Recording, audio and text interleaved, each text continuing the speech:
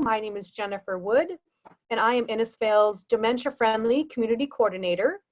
I am also joined by Ellen Helgeson, Recreation Therapist with Alberta Health Services, and I see that Karen Bradbury just signed on as well. Karen Bradbury works for FCSS here in Innisfail, and both Ellen, Karen, and I are 3 of the 6 members of Innisfail's Community Partners in Action Group. I would just like to inform everybody today that today's education session will be recorded. And if you're not okay with this, if you can disable your video on the Zoom.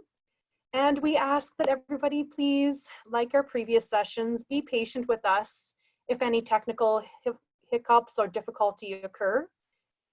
Ellen and I will be 2 moderators for this afternoon, so please feel free to, as always, type your questions in the chat box. Or if you have a question, you are welcome to interrupt Lori as she's presenting this afternoon. And we will be having a question and answer period following. So just a little bit of a background. Over the past year, the Community Partners in Action Group have been working very hard to make Innisfail a more dementia-friendly or a dementia-inclusive place to live. And one important step in becoming a dementia-friendly community here in Innisfail has been to increase our awareness of what dementia is. And this education campaign will also help decrease the stigma that some people experience with the diagnosis of dementia. Stigma not only hurts people with the diagnosis of dementia, but it also discourages families and care partners from confiding in others and getting the support that they need. And for those of us who were part of Jonna's presentation last week from Caregivers Alberta, she shared how stigma has also been identified as one of the most important factors that contribute towards the avoidance of seeking help from both care partners and people living with dementia. And this avoidance of seeking help also delays the utilization of health and social supports. So on behalf of the Community Partners in Action Group, I am very excited to give a warm virtual introduction to Lori Grand, who is our guest speaker this afternoon. And Lori is the Regional Lead for Client Services, and she is going to share more about stigma and dementia, in addition to talk about the supports she and her team at the Alzheimer Society in Red Deer can provide. And the Alzheimer Society of Alberta and Northwest Territories can help by providing information, resources, education, support, and counseling. And in Innisfail, this looks like one-to-one and group support. They also help with sharing resources and share tips for living safely. And she is often the voice behind the First Link service. And specifically in Innisfail, the Alzheimer Society supports our community with a care partner support group. So I'd like you to all please join me in giving Lori a warm welcome this afternoon as our guest speaker for our library learning series. So welcome, Lori. Jennifer, that was great. What a great introduction. Very nice. It gives us some context in terms of what you've been doing in Innisfail and a bit of an outline about what we do at the Alzheimer's Society. So I just want to make sure, I had a few technical difficulties before I signed on today, so I want to make sure I'm able to share my screen here for my presentation. As Jennifer said, as I'm presenting, if there's something that you want to ask me, feel free to put up your hand or enter in the chat box, and Jennifer will interrupt me and I'll see if I can answer your questions as we go along. So I'm going to push share screen, right, Jennifer, and put it in presentation mode. Does that work? Not yet. No? Yeah. And that's okay. We'll give you a couple minutes to figure that out. So once again, it's the share screen in the bottom in the middle. And then you should be able to choose your presentation.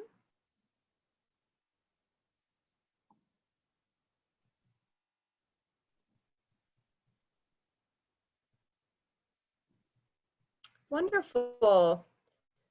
So that's started, and then you just have to click the button in the bottom right-hand corner. That looks perfect, Lori. Welcome. So I'm going to hand it over to Lori, and once again, Ellen and I will be moderating the chat box, and I'd like to pass it over to Lori. Thank you. Okay. Well, welcome everybody. It's nice to see so many people online here today. I know this is a new reality for everybody. We're having to offer services online now, and it's a bit of an adaptation for everybody, I think. So it's really nice to see so many people here today. So thank you. So as Jennifer said, I'm from the Alzheimer Society. I'm the regional lead in the Red Deer office, and we provide services throughout the central zone, including Innisfail. So all the way actually from Camrose down to Airdrie, and from the BC border all the way over to Saskatchewan. So we have a large region that we provide services. And in Innisfail in particular, like Jennifer said, we are our partner in providing support for people in Innisfail and region in living well with dementia. So today, Jennifer had asked me to talk about stigma. And so I want to talk about how stigma impedes or stops our communities from being more inclusive with people with dementia and their care partners. And I think that it's really important to talk about this because as Innisfail works toward being a more dementia-friendly community, through this initiative, we all have a part really to play in breaking down the barriers that make people feel isolated and unsupported.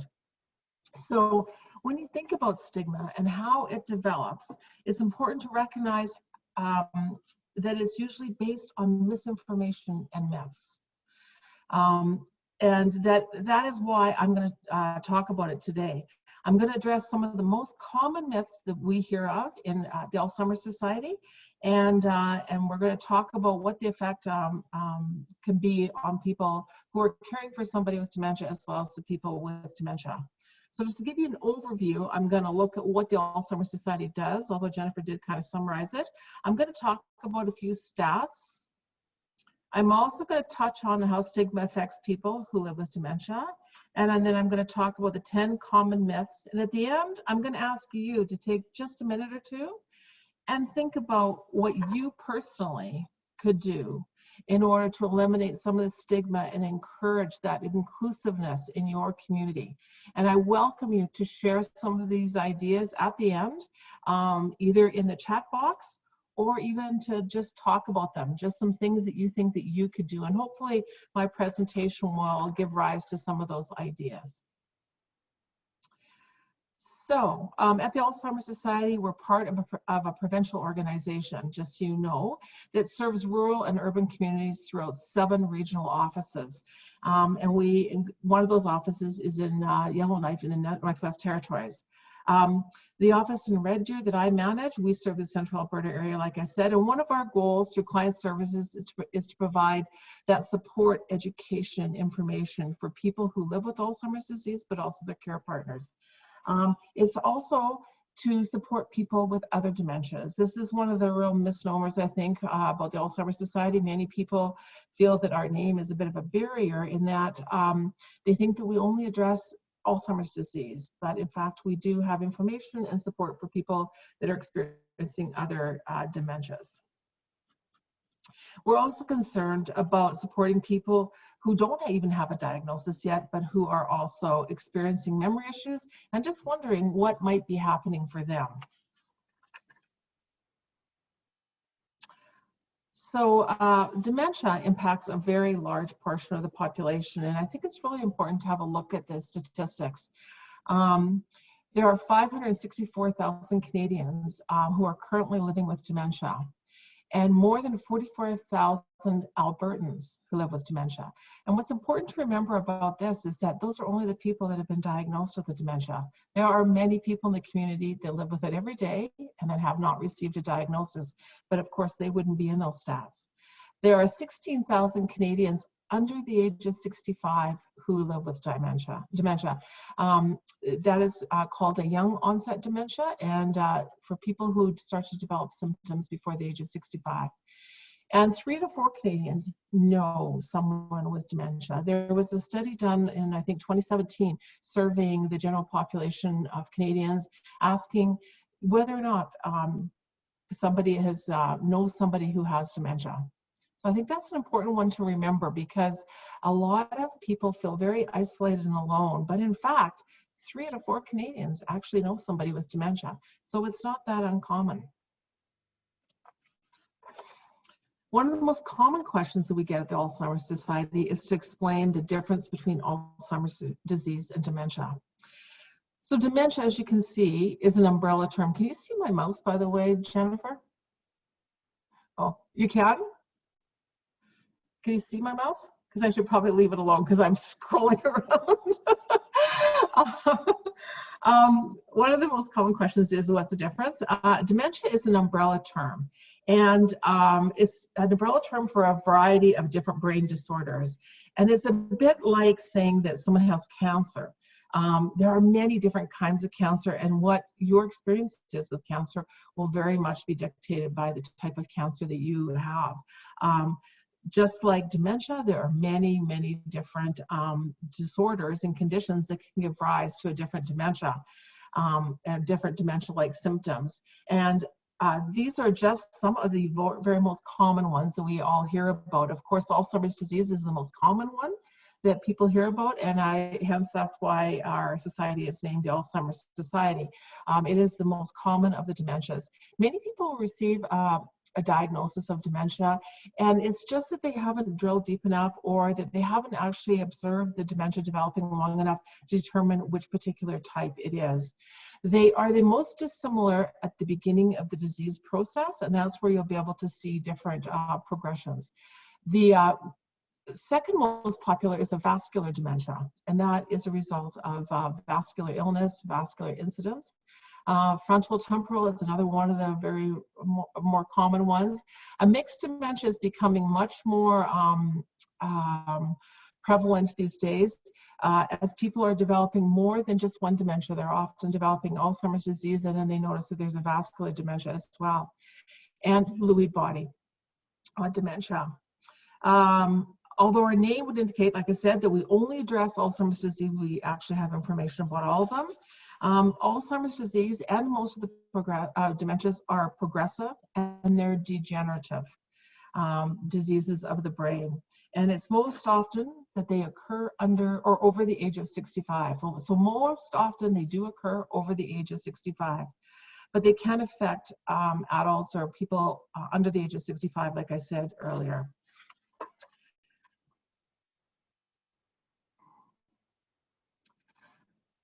So the World Health Organization states that the single most important barrier to overcome in the community is the stigma and the associated discrimination towards persons suffering from mental and behavioral disorders. We know from our experience that stigma is one of the biggest barriers to living well with dementia. We hear that every day in our office.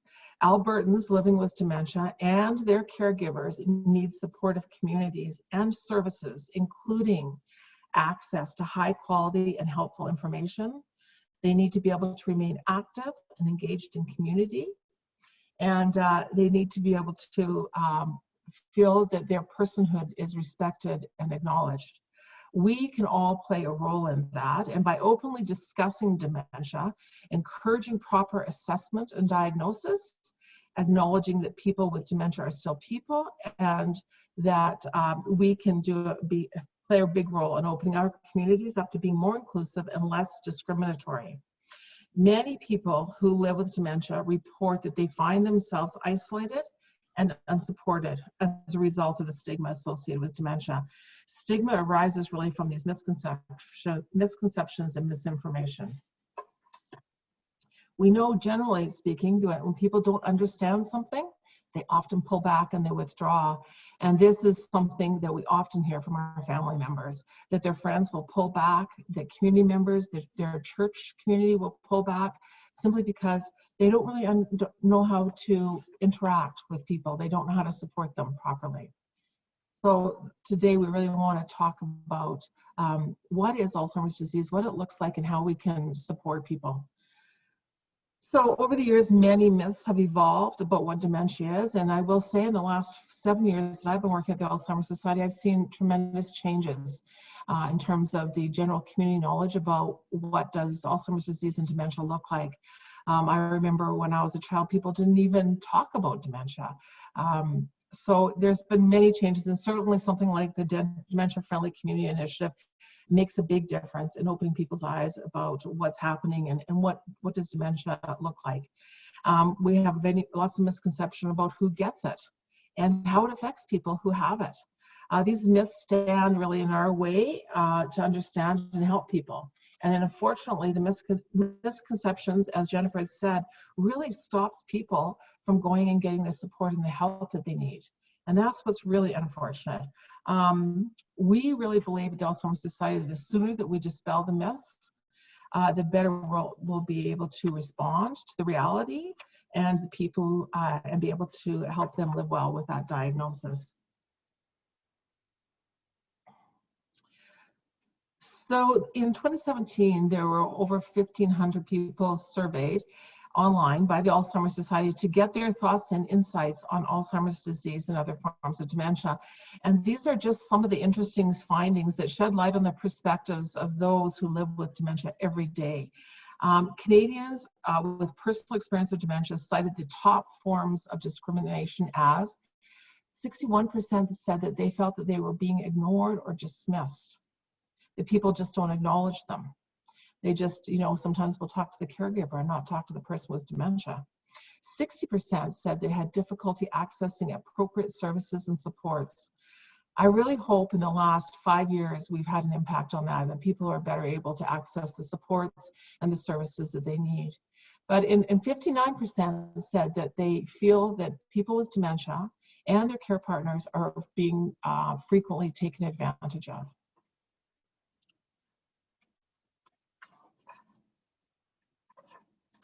So I'm going to go through the 10 most common myths and that we are familiar with about dementia and Alzheimer's disease. And I hope by addressing these, we'll be able to successfully improve the understanding of the disease and help address the fears and stigmas associated with it.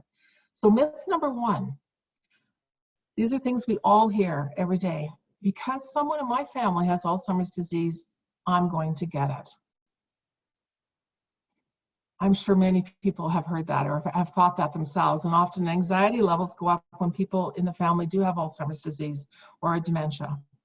But although genetics do play a role in the disease process, fewer than 7% of cases are associated with genes that cause the young onset, the inherited familial form. So fewer than 7%. This particular form of the disease does have indeed a strong genetic link. But most people that we see in our office do not have that particular type of Alzheimer's disease.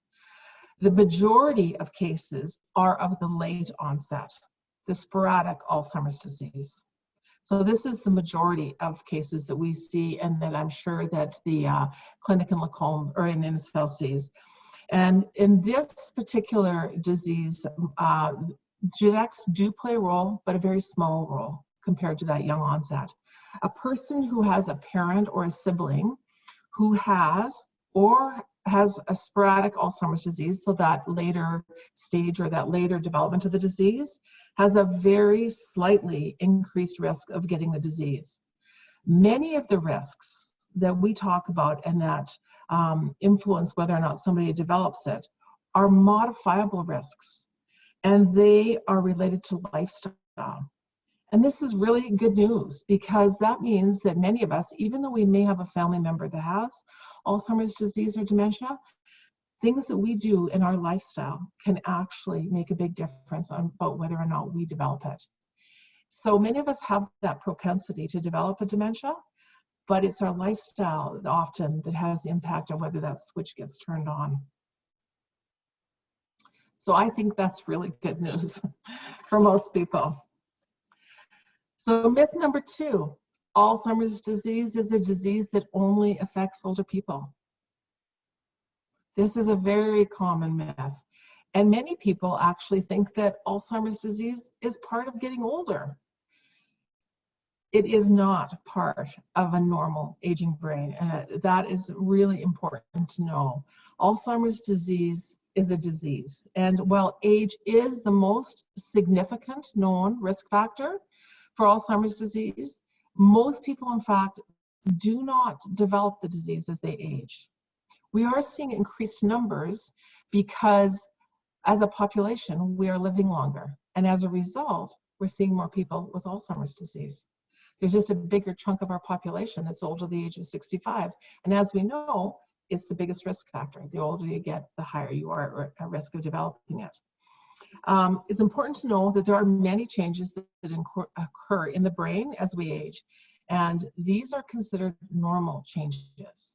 And I really encourage you to go to our website www.alzheimer.ab.ca, and just put in there normal brain changes versus dementia. And it will go through, there's a chart there that goes through what are normal changes in our brain versus what are things that to be more concerned about. Our brains are simply not the same as they were when we were 20 years old. That's just the way it is. Our brains start to decline shortly after 20. We all forget our keys, wonder where our keys are. We all forget where we parked in the park, parkade or in the parking lot. That's sort of normal aging brain stuff.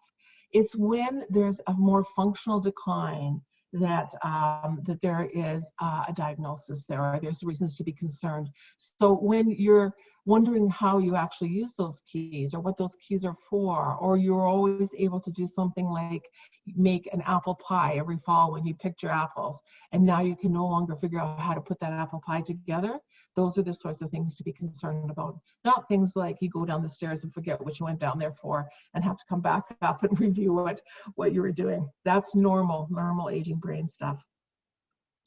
So in order to get a full diagnosis of dementia, you need to be experiencing some functional changes and changes in more than one area of the brain. And what's most important to understand is that Alzheimer's disease is not a normal part of aging. So when you see those more significant changes, it is important to go see your doctor and let them know what's happening. Myth number 3, there's a cure for Alzheimer's disease. Every once in a while, you hear about something in the news where they're saying, or something, on TV, not necessarily the news, but on TV, saying that somebody has a cure or there's some new treatment that is a cure for Alzheimer's disease. I want you to know that at present, there is no cure for Alzheimer's disease, but there are medications and other approaches that in the first few years can often successfully help with some of the symptoms and improve the quality of life, and sometimes slow down the progression of the disease. The good news is that researchers have made great strides, and there are a number of drugs in clinical trials that act directly against the disease process and slow it down. Alzheimer's disease is a progressive and a degenerative disease, and lots of times people don't realize that, but that's the very nature of the disease. It destroys brain cells, and it causes thinking ability and memory to deteriorate. Often people, when they move their family member into care, they notice that the family member continues to deteriorate, and families will often feel that it's due to the type of care that they're receiving. But in fact, it's often that person is in the later stage of the disease, and that the disease continues on, and the degeneration continues.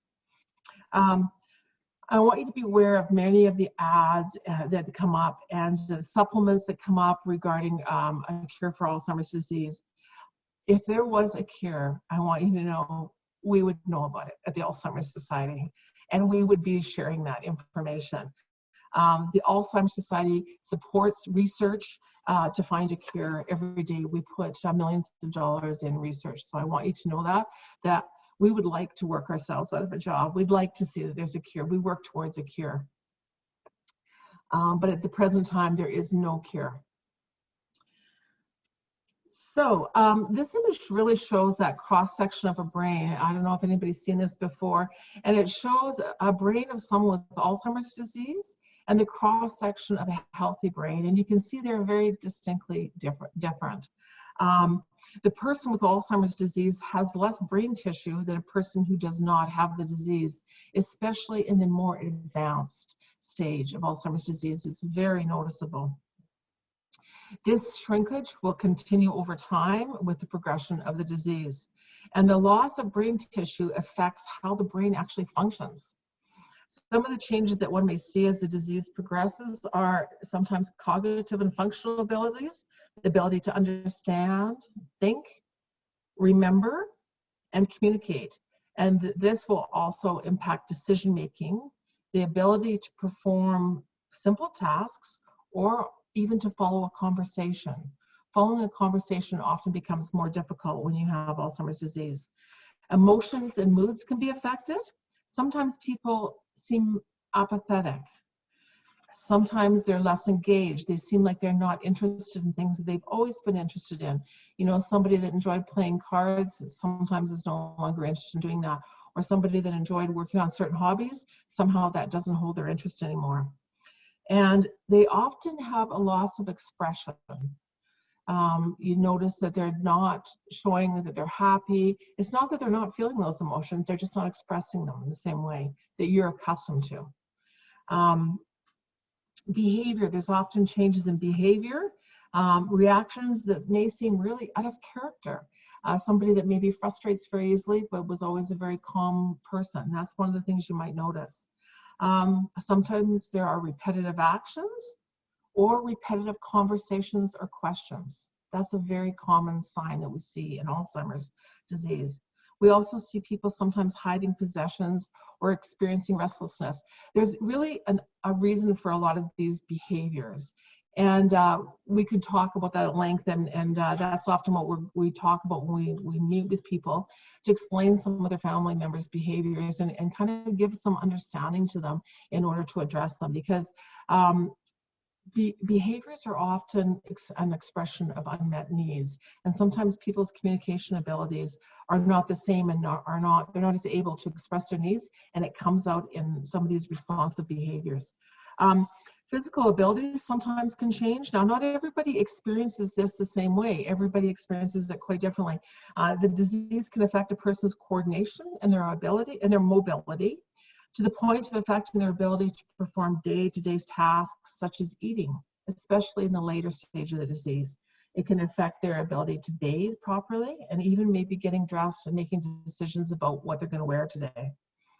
It's important to understand that dementia involves much more than just memory. People think that because they start to notice memory changes that could be a dementia, but it's much more than that, so much more than just memory.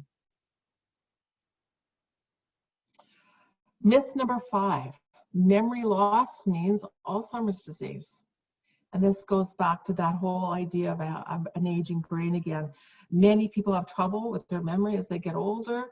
Certainly things like depression, poor sleep habits can affect your memory. Some loss of memory and function is normal as we age. And just because there's some deterioration in memory does not mean that a person has Alzheimer's disease. Sometimes there's other things like UTIs, or there can be all kinds of different reasons for that. So even if you're experiencing some memory loss, it's best to go in to see your doctor and get a really good assessment and find out what's happening, because it could be something really simple like a vitamin deficiency. It's really when that memory loss affects your day-to-day function, and that it's coupled with that lack of judgment and reasoning, or changes in communication abilities, is when doctors often get concerned.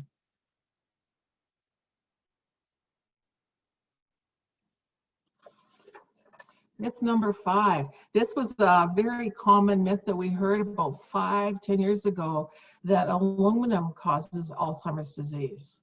All of a sudden, these things come up in the media about causes, and they're not often well investigated. It's important to be looking for good, reliable sources of information. So, although there's been much research into the connection between aluminum and Alzheimer's disease, there's no conclusive evidence at this time that aluminum is one of the causes of the disease. The disease appears to develop when the combined effects of many risk factors, including age, genetics, lifestyle, and environmental factors, overwhelm the natural capacity that we have for our brain to deal with these risk factors. So there's no conclusive and no direct causal relationship between aluminum and Alzheimer's disease at the present time. So you can keep those aluminum pots if you want. Myth number 6, when Alzheimer's disease is Alzheimer's disease is preventable.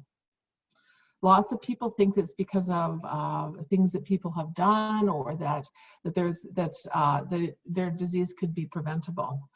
But there's no single treatment that can prevent Alzheimer's disease. There is, however, a growing amount of evidence that lifestyle choices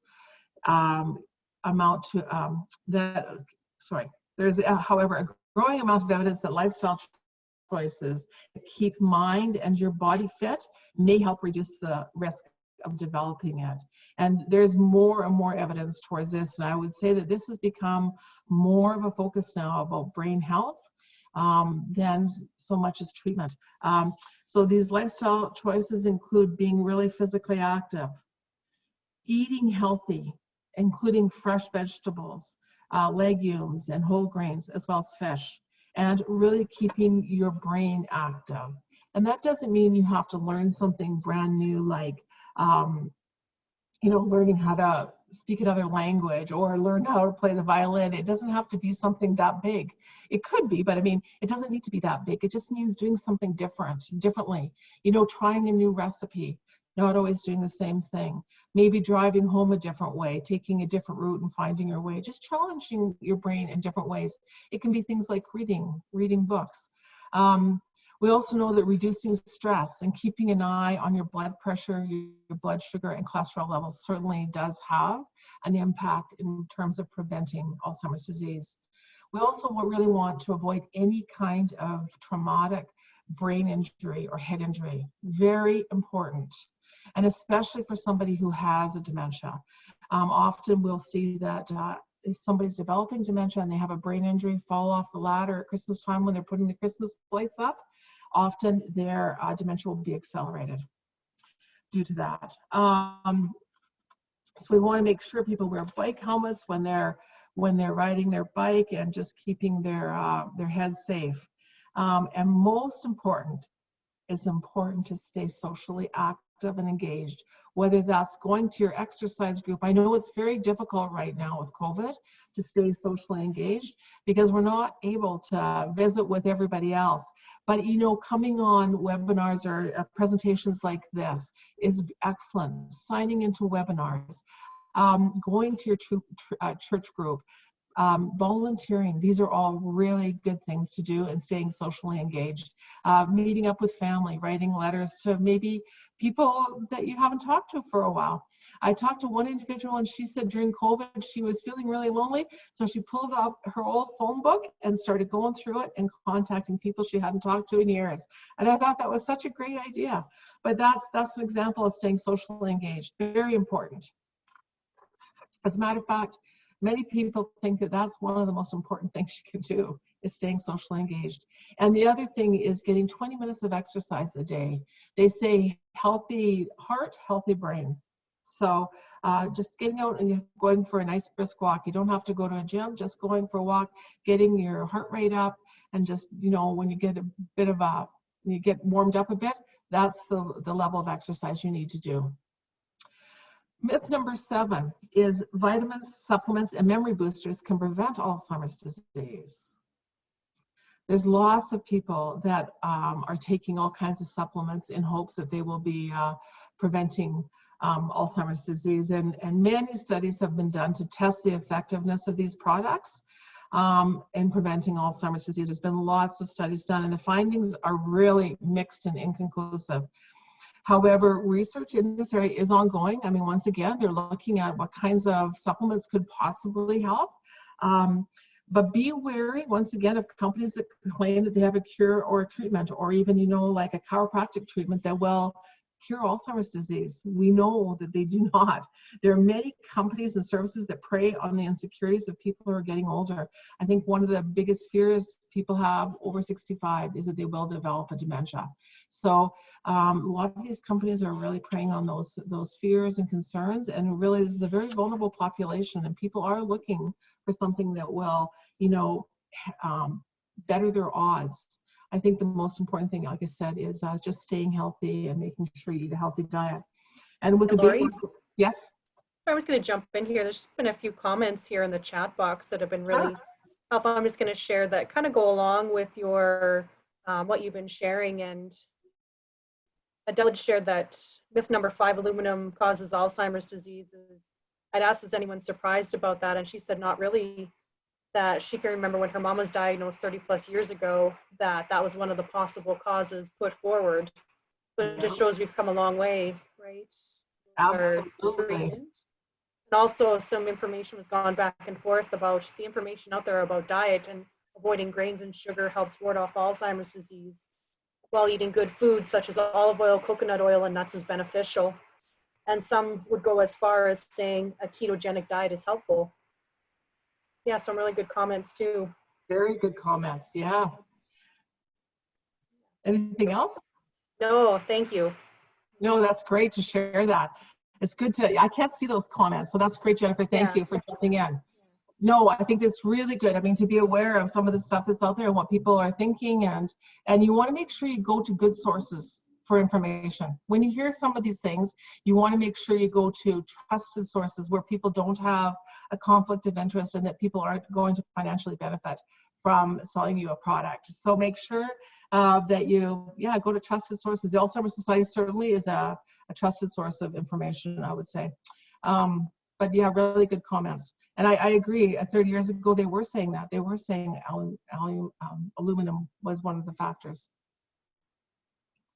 And certainly, you know, the baby boomers, of which I am one of them, they're all looking at how do we stay young longer, and how do we stay healthy, and how do we keep our brain active, and certainly they're looking for opportunities to do that.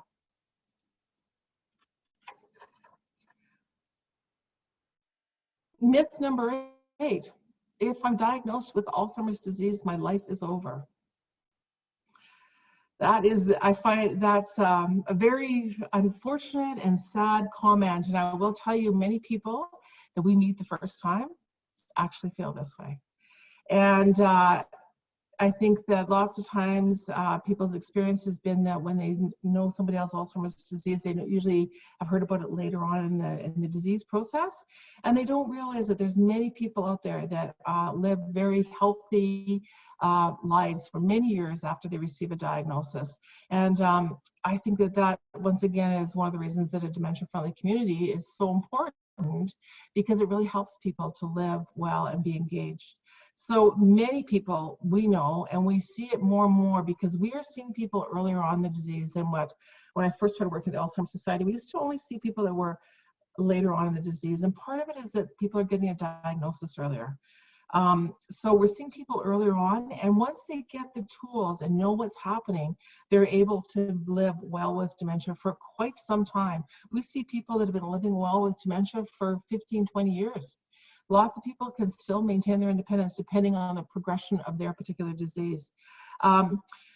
Like I say, Innisfail is making great strides in making sure that those people are included in the community and they are able to still engage in things like activities, like physical activities, be involved in different projects. So with the right support and attitude, many people have a sense of purpose and do not feel their lives are over.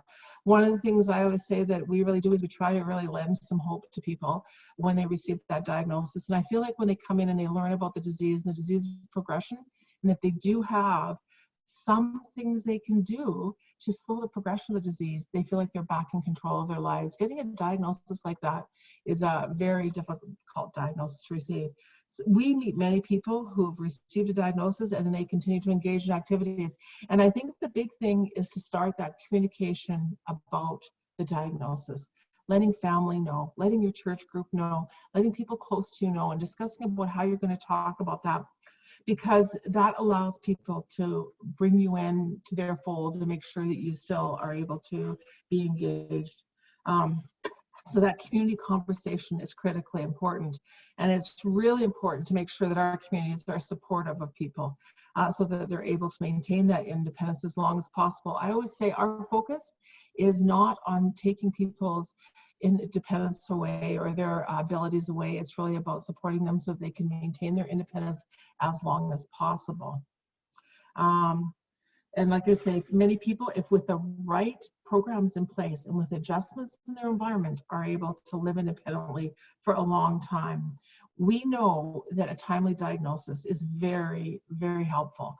The sooner people are getting diagnosed or it's being identified, and it doesn't mean it has to be early, but timely. When people are starting to get symptoms that are really causing them some concern, it really allows people to be encouraged early on to stay active, but also to be involved in treatments that are available, because we know that a lot of the treatments that are available are most effective earlier on in the diagnosis, earlier on in the stage of the disease.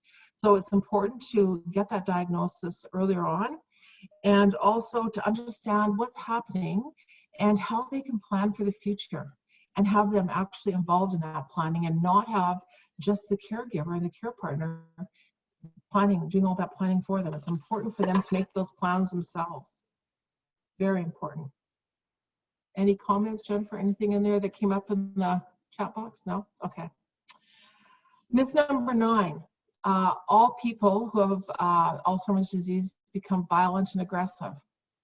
This is another myth that has been around for a long time. And Alzheimer's, I want you to know, Alzheimer's disease really affects each person very differently, and it progresses very, very differently. And certainly, most people do not become aggressive. That is not one of the things we see. For the person with Alzheimer's disease, the loss of memory and the resulting confusion sometimes can be very frustrating and frightening. And it's important to remember that. When you're having difficulties understanding or expressing yourselves and getting your needs met, sometimes the result is behavior that it looks like aggression. By learning about the disease and adapting the person's surroundings and changing the way we communicate with someone with dementia, aggressive and often adverse responses may well become totally preventable. And much of the time that we spend with families, we're talking about that, and that inability for people to communicate their needs and how you can interpret some of those behaviors to get more fruitful resolution of some of those expressions. Like I said, we really work with families to reduce the anxiety in the home, because as people are losing their abilities, it's really up to us. We haven't lost our abilities to adapt our environment so that it's more favorable for the person who's having more difficulties. And so lots of times we're coming up with strategies, tips, and tricks, things you can do to make it so that home is a less anxious place for people to live, and even the community that you live in is a less anxious place. We notice a big change in people's ability to cope when they have some of those strategies in place.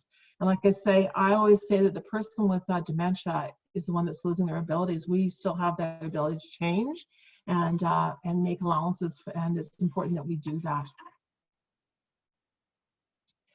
The next slide has a little video here, and it's from one of our online resources that you can access at any time in the privacy of your home with your computer. It's called the Asant Cafe.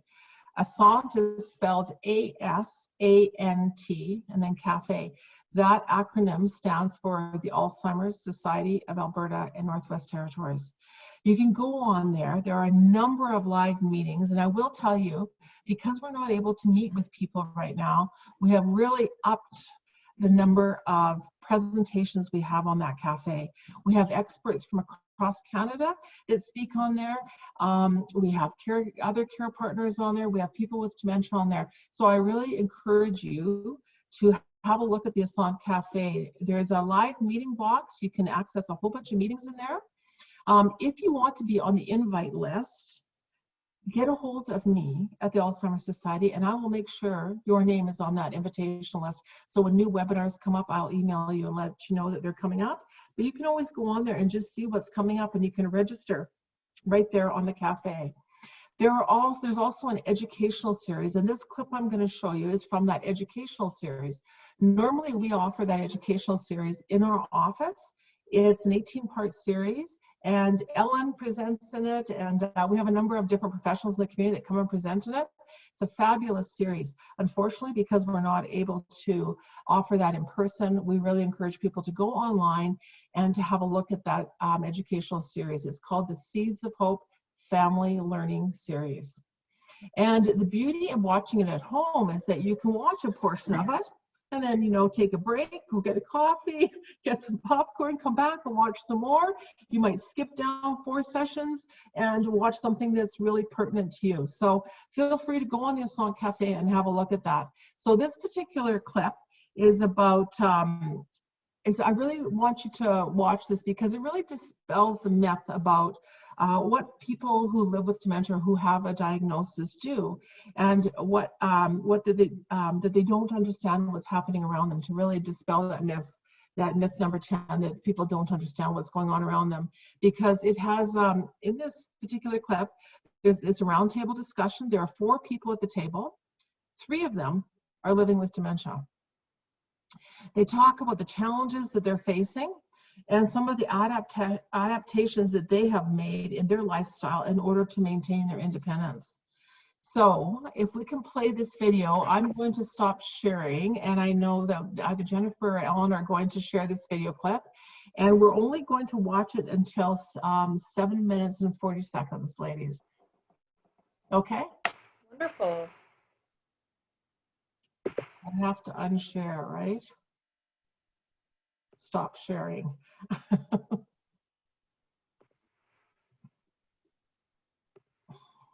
All right, can everyone see my screen now? I can. You mentioned cooking is more challenging now. What are some of the other things that you do now that are different from what you used to do? Well, there's no how-to booklet for dementia. One of the things that happened almost immediately is I lost the ability to tie my shoes.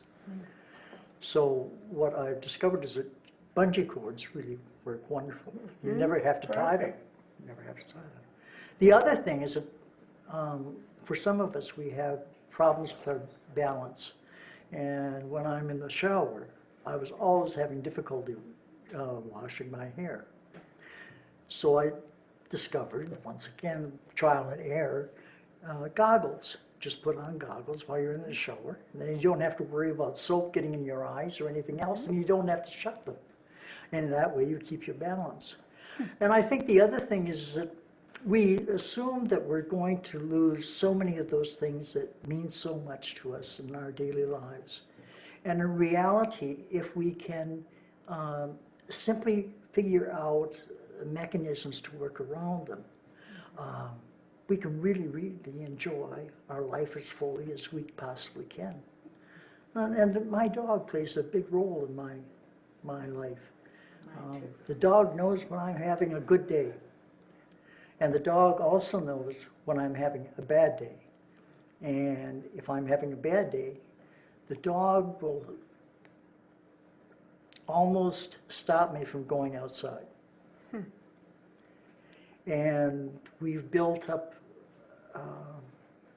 this incredible rapport between the 2 of us.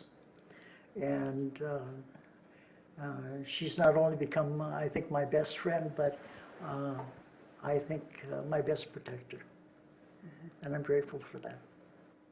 Mostly what I do now is read a lot more. Oh, yeah? And I know a lot of people think I can't read and understand it, but I can, because when people ask me about reading, they imply, or some of them say, well, you don't understand it. And I said, have you got half an hour? I'll tell you what I'm reading right now. And yes, I understand what I read. So I don't have a lot of frustrations because my husband cleans the house. He does all of the things that need to be done around the home. And we're very close and have been close since we married at 20. So I don't have a lot of frustrations. And how about you, Chris? Are there things you do differently now? Oh, everything. Yeah. Basically, I've lost a lot of independence, so I no longer drive. So I've had to learn, pride is a good thing, but it can get in the way if you're not able to ask for help. So I've had to learn to ask for help. I've had to learn to ask for drives. I've had to learn patience, because when somebody else is doing it, you're not just jumping in the car and doing what you want. So to be on somebody else's schedule. I've had to learn to let go of a lot of control issues that I had personally, because it was, I'll do the bills and I'll do the banking and I'll do this. And it's kind of nice too. They're not all negative. I mean, I'm enjoying that I don't have to do that anymore, but it was a little scary to put it into somebody else's hands at the time. So my husband has had to take over all of that. He has had to take over all the cooking. And he has had to take over decision making.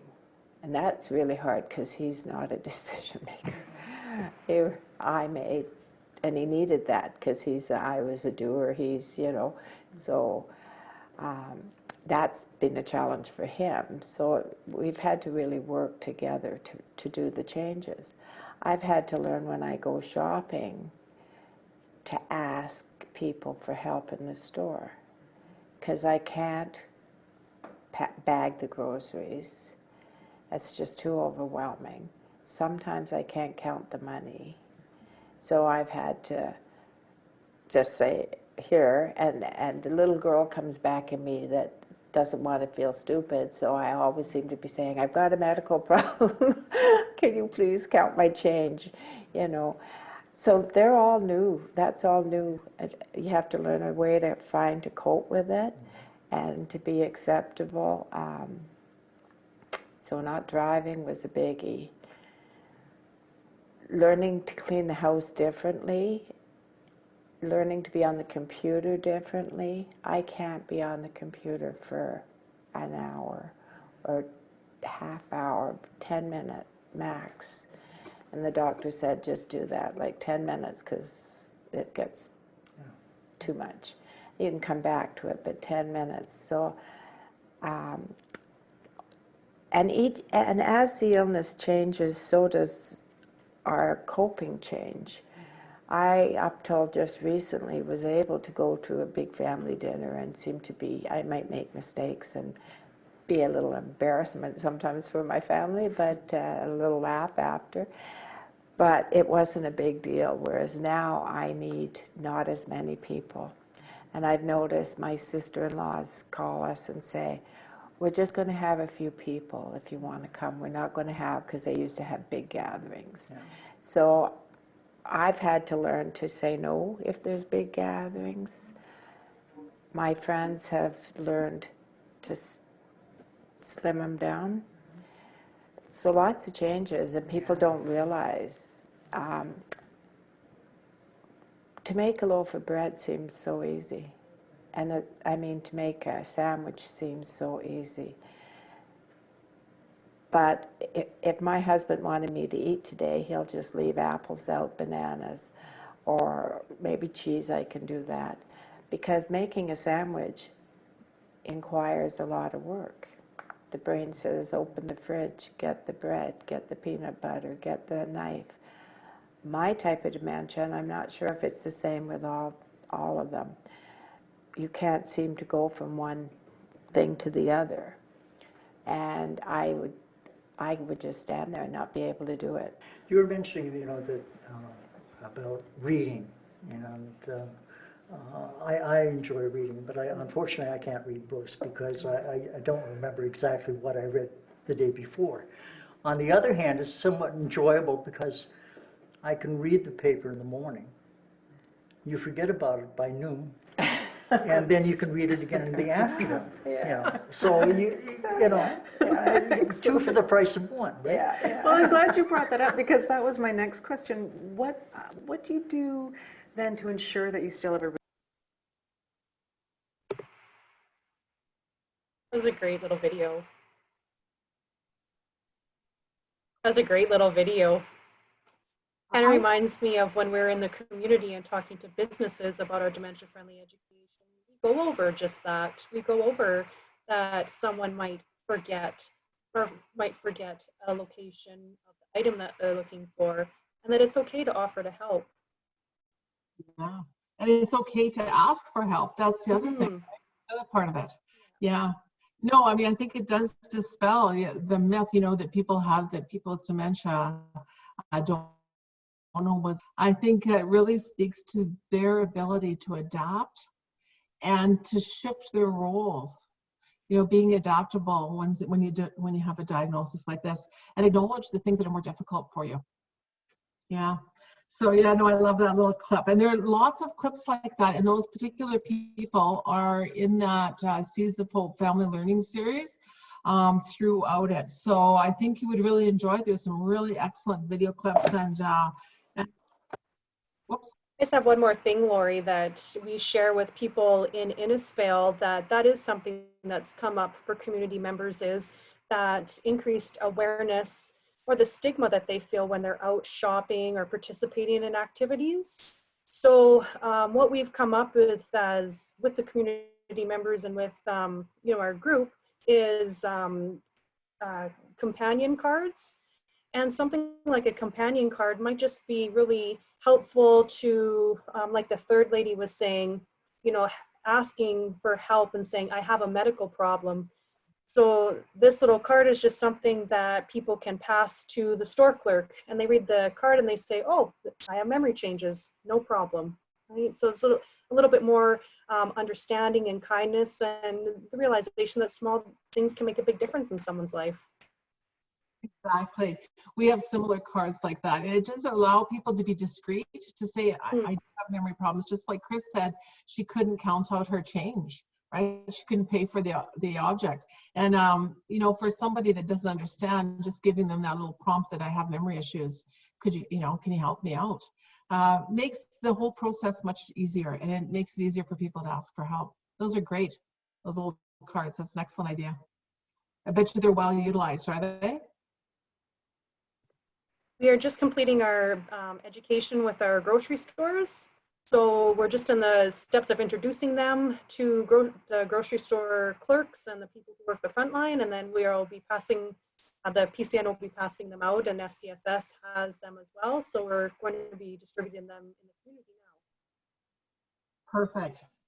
Great idea. Really good idea. Yeah, you can see that these people in this video clip have quite a bit of insight into what their deficits are, where they're having difficulties, right? And I think that they're really quite able to advise these agencies and these services about what they need, what would help, what would make their experience better, right? I know that even on our board, we have somebody who has dementia that advises us and acts on our board. And we also have an advisory committee right now that's been set up with some of the members are people with dementia. It's very important to find out from them what would be helpful. The other thing I like about this video clip is just that bit of sense of humor about, the newspaper. He reads it in the morning, and then by noon he's forgotten. And there's nothing that helps more than having a bit of sense of humor about what's happening and that life goes on, right? So I like this video clip. And the ability to ask for help or needed.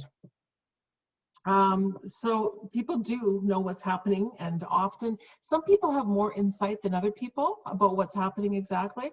And some people kind of resist it and their changes, and they don't like to talk about it. But I think that if we as a society become more open and are more able to talk about it, and it's there's more knowledge out there, that people with the diagnosis will be more willing to talk about it when they get a diagnosis. So as you can see, some people on that clip were continuing to read. Another person is no longer able to read, but they enjoy other activities like small gatherings.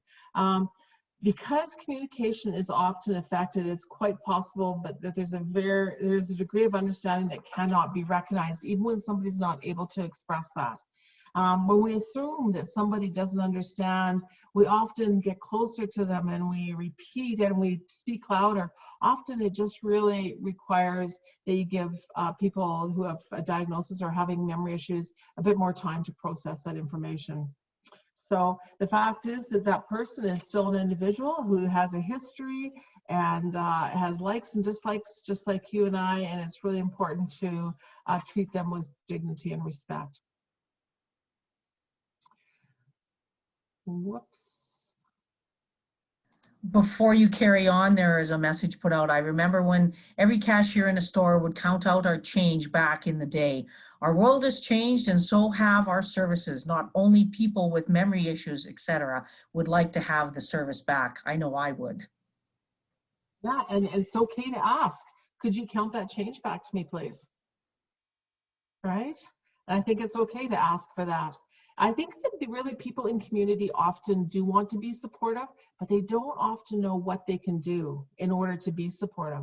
One of the things that I suggest to family members when they're supporting somebody with dementia is to actually sit down and write out some things that family members or community members could actually do for you. Because so often people will come up to you and say, well, what can I do to help? Can I help you? And people don't know what to say. But if you have a little list that's constructed, it says, come get my husband for the afternoon and go for a walk with him, or take my husband out for dinner.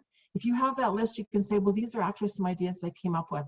I'm going to share them with you. And then it gives some people in the community some opportunities for choice, you know, what they could actually do. So that is one of those tips. But yeah, I think that you can ask people to count that change back. You can ask them to support you. Go ahead, Jennifer. There's just another question. What was myth number 4? Myth number 4. Somebody making notes. This is good. Memory loss means Alzheimer's disease. Doesn't necessarily mean Alzheimer's disease. Okay, next. So it's important to remember that not only do the people who live with dementia or who have received a diagnosis feel the impact of stigma, but so do their caregivers. Lots of times people think it's all about person with dementia, but the caregiver may well be the important person in that person with dementia's life. And it's important to remember that. I know your previous speaker spoke about how to support the caregiver, and I think that that's something that's really important for all of us to think about. It's a very important consideration for a community such as Innisfail. It's a very important consideration for us as individuals. Often caregivers have very mixed feelings about their changing role as the disease progresses. It can be a very difficult journey and a very lonely journey. And they often feel really overwhelmed. So that's where that list can come in handy. These feelings of being overwhelmed are exacerbated by the feelings of isolation and loneliness. And so we really want to address that isolation and the loneliness. And as the person who has the diagnosis experiences more losses and changes in their functioning, friends frequently are seen to step back and pull away. If you've opened up that communication early on, then you can openly be discussing with your family members, friends, about how that service or that person can adjust and still come to visit you. Let them know you still need friends. A perfect example I like to use is churches. How does a church become dementia friendly? Well, what about having some blankets and some pillows at the back in the last pew? What about having some books there? What about allowing or encouraging people with dementia and their care partners to come in after the service has begun? And then if they're at the back, they can get up and wander around and do things, have some things for them to do there, like maybe a fit quilt, something like that. It just allows for them to still be there, be a part of that service, but not be disruptive to other people. The other thing I have suggested to one church is that possibly having, if there is a big portion of the congregation that has dementia, why not have a service that's just for people with memory issues? And if you were developing that service, I would suggest you do things like have a lot of music, a lot of singing, a lot of music, maybe a bit of scripture reading, but scriptures that you would have memorized when you were a child. Not so much philosophical discussions or things like that, not that higher level thinking, more those things that we learned when we were children, those simpler things, and lots of music. As a person living with dementia experiences more losses and changes in functioning, friends frequently seem to step away. So we need to encourage them to step up. And this is how you can step up and be a part of our life still, that I still need you as a caregiver. And caregivers are often really left feeling unsupported, and when they really need that support from the community. When people are well supported, people can live at home a lot longer. If they're not supported, what ends up happening is you have caregiver burnout and people end up having to move into care earlier. And a lot of that has to do with community support. The survey that I mentioned earlier that was done in 2017, conducted by the Alzheimer Society, found that 87% of caregivers wish that more people understood the realities of caring for someone with dementia. So that speaks to that whole community education piece that this educational series is really addressing. And 2/3 of the caregivers find the experience of caring for someone with dementia to be very isolating. That is a very common concern that we hear from people that live with dementia and their caregivers, is that they often find that they can't participate in their regular activities.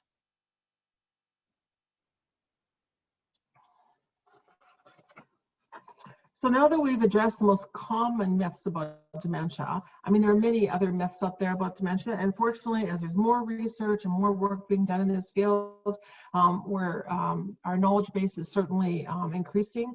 But now that we've kind of looked at these 10, I hope that we've been successful in addressing some of the most common myths, and I hope they've been able to encourage understanding about that experience of dementia. That's very important, to try to understand the experience from the person who has these deficits. Education and knowledge are the best defenses, honestly, against stigma. And the myths really stand in the way of our ability to understand and to help people who have been diagnosed. But it's also very unfortunate that these myths also stand in the way of people accessing services and help. So it's really important that we as a community learn about the disease, that we share your knowledge, that you go there after today and after you've gone through this learning series, that you share your knowledge about dementia with others, including family and friends, especially if you hear something that isn't true, to address it, to talk about dementia and talk about the lessons and that you've learned, and talk about and address fears and increase other people's understanding. We don't want to make assumptions. It's a progressive disease and it affects each person very differently. So you don't want to make assumptions about what people are able to do. It's really best to ask, and often ask the care partner.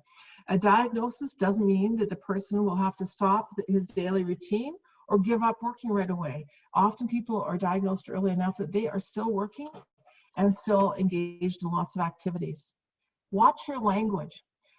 Do you find yourself using statements like, she's losing her marbles, or he has Alzheimer's disease? Don't make light of dementia. We do not tolerate racial jokes, and yet dementia jokes are very, very common. And lots of people refer to it as Alzheimer's disease. I think that we need to be respectful and talk about it with real the proper terms. I'm not sure if any of you know Roger Marple, but he's a person who lives with dementia down in Medicine Hat, and he's a very vocal person. And he talks about after he received the diagnosis and he was standing in the grocery line and somebody in front of him couldn't find something in their wallet, and they made a joke about Alzheimer's disease. And he said it was a crushing moment. He said it almost moved him to tears because he had just received his diagnosis and he just felt it was so disrespectful. And he actually said something to somebody and said, this is no joke, like this isn't something to be joking about. So when you hear people do that, you can just politely say, I don't know, I don't think we should be talking about it like that. This is a reality for many people, and we're seeing more and more people that are developing dementia. When you think about it, language guides our actions, it informs our opinions. And if we use language that makes people that live with dementia victims, then we will not be empowering them to live well with dementia. So it's important to be very thoughtful about our language. We want to treat people with dementia with respect and dignity. I always think that, the person that's sitting in front of me had a full life just like I did. They had responsibilities, maybe way more responsibilities than I did. It's important to remember that. These were fully functioning members of society, just like you and I. And a person's ability to do things will change as the disease progresses, but no matter what stage of the disease they're in and what unique abilities they have, it's important to appreciate who they are and don't talk around them or avoid them at family and social gatherings, but to actually engage them and to show them some respect and acknowledge what their lives were. It's important to be a friend. People with dementia don't want to lose their friends, and neither do their care partners. They desperately need those people in their lives. And to speak up, that's the last thing I want to say. Speak up. Don't stand for media stereotypes that perpetuate stigma and myths. Call or write your local radio station when you see things that you think aren't proper. Contact, you know, if it's your somebody in your community that says something, approach them, be respectful, but approach them and just inform them that you don't think that's important. Media is very powerful in affecting how we think and act, and we certainly have seen that over this past year. And I think it's important that we demand that media address dementia in a very respectful manner. With better understanding, we can make it possible for people with Alzheimer's disease to live well as they are supported well. So at the beginning, I asked everyone to come up with some things that they think that they could do in their community on a personal level to actually make Innisfail a more dementia-friendly community. And please feel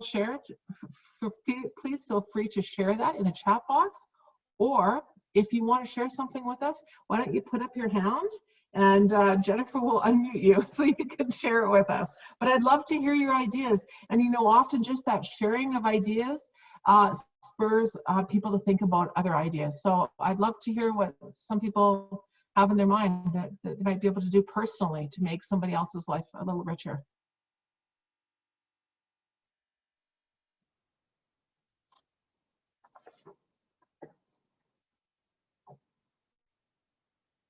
Are people writing there, Jennifer, or no? Good. Oh, I'm glad.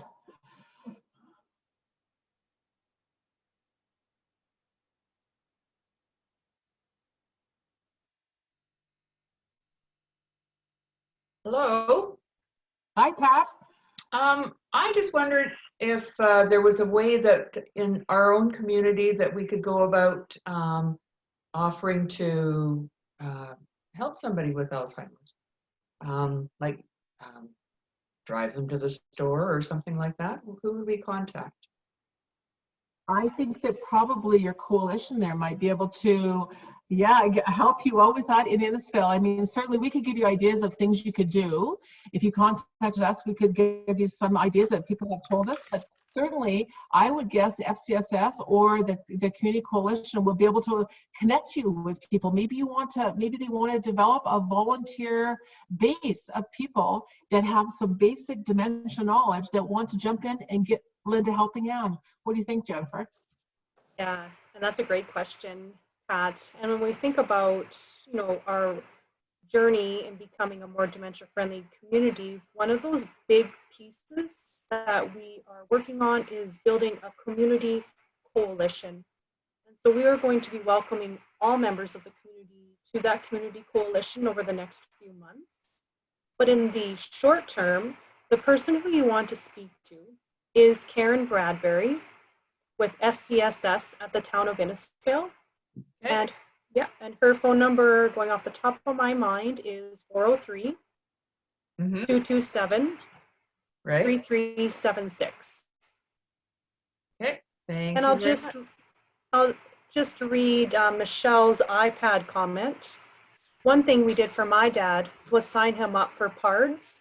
This is in Grand Prairie, however. He used to ride horses to school, and that was one of his favorite stories to tell. And you really share one really important thing that we've worked hard, and that's to build intergenerational relationships in Innisfail. And COVID really put a damper on one of the programs that we had to cancel, but it was a collaboration with the 4-H Club and people in the community. And it was a storytelling session with a photography component as well. And so it was really, really good idea to build, you know, relationships and bring the different generations together. And Karen Bradbury just confirmed her phone number is 403-227-3376, extension 233. And Karen, you're welcome to, you know, add to that as well. On another side note, Taylor put in creating memory boxes for people living with dementia is also another positive. One of the other projects that we have is our dementia-friendly resource kits. We did those for emergency workers within the community here. But we also are looking to make some for people to have in their home to be able to support each other during those times where, you know, you're looking for something to do, you're not sure what that might look like. So not just in those times of stress because of something to do with medical or whatever that might be, but we are definitely looking at doing those. So yes, sensory pillows, fidget blankets for the kits. We did twiddle muffs and sensory squares, but yes, absolutely the sensory pillows and fidget blankets work really great. Yeah, one community I'm familiar with, they ended up making up dementia boxes and they kept up the library for loan, and they were based on themes. So if somebody was a farmer, it would be full of magazines on farming, livestock, grains, things like that, and maybe have a journal. I mean, there's all kinds of things you could put in there. So that's another thing. And the library could be a great place to kind of man that and send it out, you know, lending it out. And the other thing that would be important to put in those boxes is, how do you get help if you need help? Like, what are some of the resources in each one of the boxes? But just a real basic, you know, contact number. But they're an excellent idea, like you say, having fidget quills, sensory things in there. And on a personal note, even for myself, when I go home and support my own mom, who has definitely memory issues, because she used to do so much cooking and coming from a farming family, I make sure that when we cook together. So she still feels like she's part of the process. She may not be able to manage an entire meal or putting that together, but she can still be part of the process and doing those same tasks. And you know, so again, involving people in things that are really familiar to them. And they, like I said, they may not have to do the whole task, but they're still part of the process. And the reminiscing and the conversations that come from that are spectacular moments that I can share with her. Excellent. Yeah, that's a good idea, Ellen. I think too, one of the challenges that I've encountered in the past was my grandfather's second wife actually had Alzheimer's.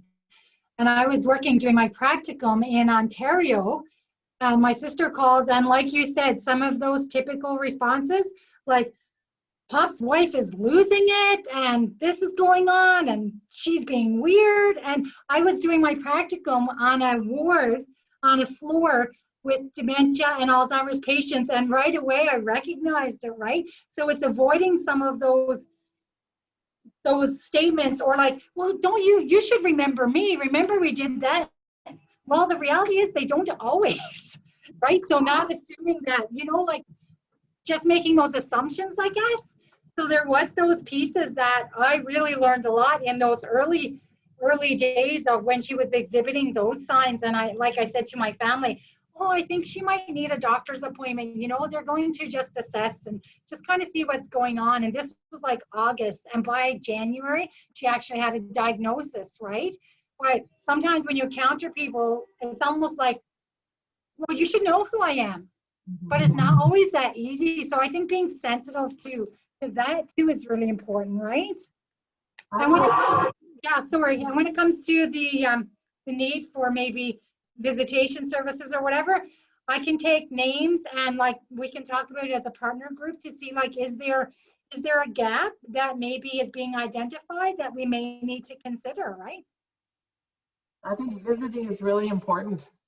A very important thing, because, you know, when we have many clients, we have over 1,500 clients, and one of the things that people tell us is that they want somebody to come in and just spend time with a person with dementia so that they can have a break, or even just to visit with them, just to have a normal conversation. Because what happens when your partner is starting to lose ability, able to engage in conversations you've always engaged in, and your role has often changed. And you know, you may have always made big decisions like whether you're going to sell your house by bouncing the ideas off with your husband, but when somebody has dementia, you can't engage them in those conversations. So that ability to visit and just be supportive is a really, really important service. I think I would think that would be something great to develop in Innisfail. And that might be something to be considered in partnership with the facilities as well, because I know in the past I've gotten calls from our local facilities saying, is there someone that can come in and visit with a gentleman that has dementia? Just to have a game of cards or just conversation or any activity, right? And they were just looking for someone to even come in. I mean, right now we're in a pandemic, so I don't know what those restrictions still look like. But even the facilities were looking for a volunteer to just come in and visit with some of their residents. So that might be something to certainly consider as a programming option, right? Yeah, and with that basic education around dementia, because one of the things that you had mentioned was, when you think about our everyday conversation and our chit chat around the water cooler, our chit chat over our while we're grocery shopping, when we see our neighbor, what do we talk about when you think about it? Well, we talk about what you watched on TV last night. What kind of a summer did you have? Did you get away? What did you have for, what are you making for supper tonight? Those are all short-term memory discussions. That's what idle chit chat is short-term memory stuff. We're all talking about things that just happened. And somebody with Alzheimer's disease in particular, and many of the other dementias, one of the first things you notice is they cannot retain short-term memories. So what does that mean? If I'm going to go to the grocery store, I'm going to see my neighbor there, and she's going to talk to me about what happened last night or the noise in our neighborhood last night. Well, I'm going to be scared to even talk to her because she's going to bring up something that I can't respond to. I don't remember. So that's what contributes to that social isolation. So understanding that when you go to visit somebody with dementia, you don't want to be talking about those short-term memory things. You want to be reminiscing, like Ellen said. You want to be bringing up more sensory things. You want to ask them their opinion about something that happened in their past or know what their area of expertise. So those visitors, making sure that they have a bit of that expertise and understanding about dementia is so important. But one of the things when people phone home care, they often want a friendly visitor to come. And of course, home care, Alberta Health Services, they can't provide that. So that would be a great service. So thanks for bringing it up, Pat. Long discussion around that. Anybody have anything else? Yeah, go ahead, Jennifer. I was going to say we're approaching it at about 10 more minutes until our time is done. I don't want to discourage any other conversation, but so if we just think about the last 10 minutes, if everyone can think about their questions after that for Lori, that would be wonderful. And we're certainly happy to stay on after as well. So we appreciate everybody's time. Thank you. Okay. So then we'll just go to that last slide that has how can we include people with dementia in our community? So I just wanted to kind of finish up with that, and like Jennifer said, we can stick around afterwards. One of the last slides will have my contact information. I want you to know you do not have to have a referral to the Alzheimer's Society in order to access us. We have lots of resources. We often will make referrals, and again, outside in the community. So please feel free to contact us, even if you have a question and there's nobody in your family group that has dementia. Don't hesitate to get a hold of us. We work Monday through Friday, 8:30 to 4:30. And although we're all working from home at the moment, you can still access us on our phone lines. And other than that, thank you. And here's this closing little video clip.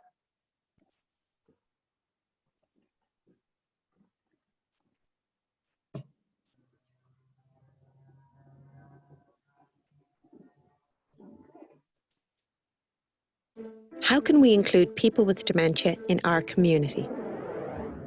We've all whispered the words, haven't you heard? They've got dementia. News travels fast. What doesn't seem to spread, however, is how to act towards someone with dementia. Maybe you've experienced this before. You're at your favourite restaurant when an older man leans in for a chat. He's friendly enough, but you have no idea what he's going on about, and you're secretly relieved when he gets up to go. But after he walks out, there's a commotion. The waitress drags the man back to the restaurant, marching him to the manager. He hasn't paid his bill, and the restaurant staff are too annoyed to notice that he's embarrassed and very disoriented. Would it change things if they knew that the man had forgotten to pay his bill due to his dementia? Of course it would. The fact is, around 5% of people over the age of 65 will get dementia in their lifetime, which means that man in the restaurant could be one of your family members, one of your friends, or even you. Just imagine that for a minute. You're talking to a friend, telling a story you know they'll love. But at the punchline, you struggle for words. In fact, you can't remember names for things at all. This happens a few times, and suddenly you're second-guessing whether to tell your stories or say anything at all. A situation that is very isolating. But it gets worse, because for some people, dementia makes them feel uncomfortable. Some friends might snub you, pretend they don't see you on the street, which is exactly what you don't need. What you do need are friends that treat you like they always did, going with you to the cinema, shopping, or out to your favourite restaurant where the staff are understanding and friendly. Which all means it's probably time to stop the whispering and time to start talking about how you and your community include people with dementia. Not only because your future may depend on it, but because no one should be cut off from telling a good story.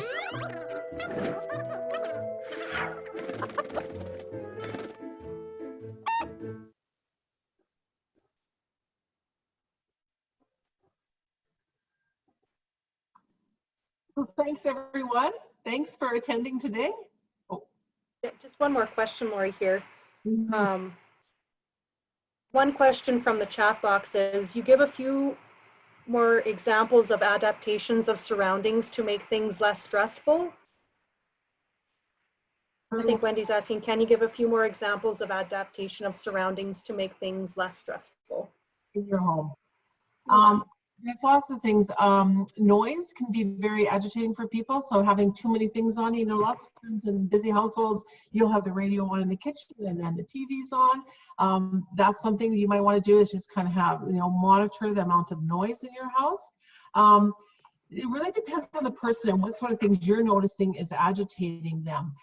Having things like, so that they can maintain their independence, know where the bathroom is. As somebody gets further on the disease, you might actually want to put labels on things so that they can see where the bathroom is, where they know which cupboard has a plate, so they don't have to ask you every time how to put the plates in the cupboard or where to put the plates. Things like, one of the things I often mention to people is, if somebody gets kind of stuck on the news channel, which many of us do, especially in times of a lot of disruption, lots of people will start watching the news channel. If you notice that it rotates about every 20 minutes, the same stories go over and over again. And yourself, when you watch some of those stories, it's almost traumatizing watching them. Now, if you have short-term memory issues, you will have watched that once, then it's going to come up again. Now, you and I will probably shut it off because it's like, I don't want to see that again. If you have dementia, you very likely might watch that all day long. So that can cause agitation. Just being traumatized all the time about watching those news stories all the time. So be aware of what's on the TV, what kinds of things are on the TV. Maybe not have news where people are getting shot and that sort of thing. Maybe have a gun smoke on there, something that people used to watch years ago.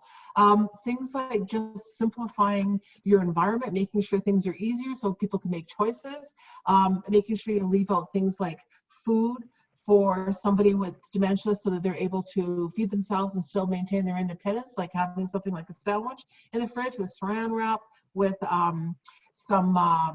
some vegetables and maybe some fruits in there so that they can still go and access their own lunch, maybe while you're stepping out or out doing some gardening.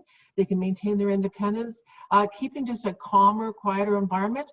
One thing people often will say is that these big gatherings, which Chris mentioned in the video, become very difficult as time goes on. And so having big family dinners become too difficult.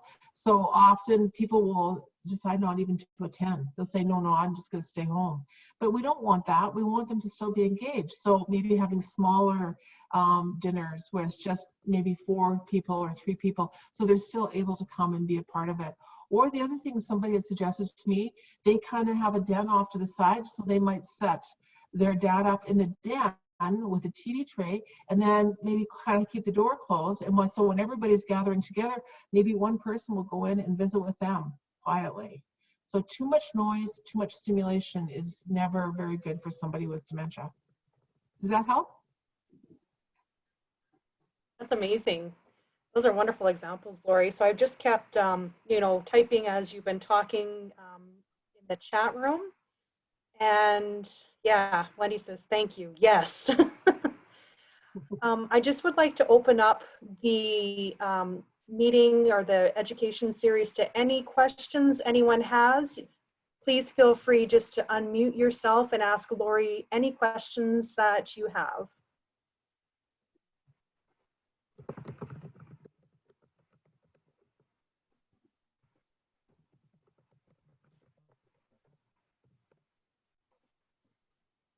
Have a quiet room for loved ones to have a reprieve during big gatherings. Absolutely. Yeah, that was your last one there, yeah. Yeah, that really helps. Making sure people have some downtime. Often people are more agitated in the late afternoon and evening. When you think about it, that's kind of when I'm a bit tired too after a full day, right? So maybe making sure people have some quiet time, and that maybe you're not creating a lot of confusion at supper time where you're making a big supper. Maybe do some supper prep in the morning when people are more settled, so that when supper comes, you're just popping something in the oven and your supper's all prepared. Just things like that.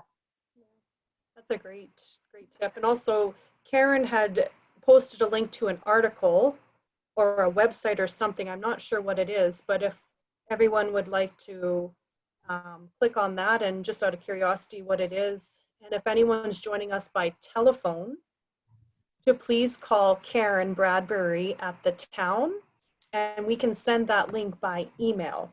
You bet. And once again, Karen's phone number is 403-227-3356, and she can send you a link to that article as well. So just do a quick look across here. Does anyone have any further questions at all? Okay. So before everyone leaves the Zoom meeting, I just want to say an amazing thank you to you, Lori, for sharing all your experience and your knowledge with us, and also for the excellent dialogue that we had with everybody today. We really appreciate your feedback. Also, the handouts to Lori's presentation are available, and you can email me directly. And the people who have joined over the last few weeks do have my email address. But just a reminder, my email is jennifer.wood@wcpcn.ca. And please call Karen at the town office. That might be easier as well. And we both have handouts of Lori's presentation if you weren't able to get those ahead of time. Lori, you highlighted so many things that are important in our work in the community, and so we just wanted to say thank you again. But you also talked about how people experience changes in behavior, and that also leads into a segue for next week's library learning series, where Tricia Tetz, who is a recreation therapist, she's also a behavior consultant and trained in Teepa Snow's positive approach to care. She will be coming and hosting or talking the afternoon about the gemstones of dementia.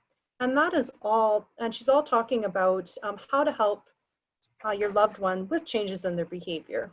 So that is what we can look forward to next week as well. So once again, Lori, thank you for your time. We appreciate the discussion and everything that you shared with us. And Lori, I know, is available through the Alzheimer's Society, and she's very approachable and a wonderful source of knowledge. And I know she'd be happy to support and answer any questions that anyone might have in the future. Well, thank you, Jennifer. It was great, and I really enjoyed the discussion. It's nice when people chime in and give some feedback. So thank you very much for inviting me today. Thanks, everybody. Thanks again for a wonderful afternoon. Nice to see some familiar faces. So lovely to see everyone.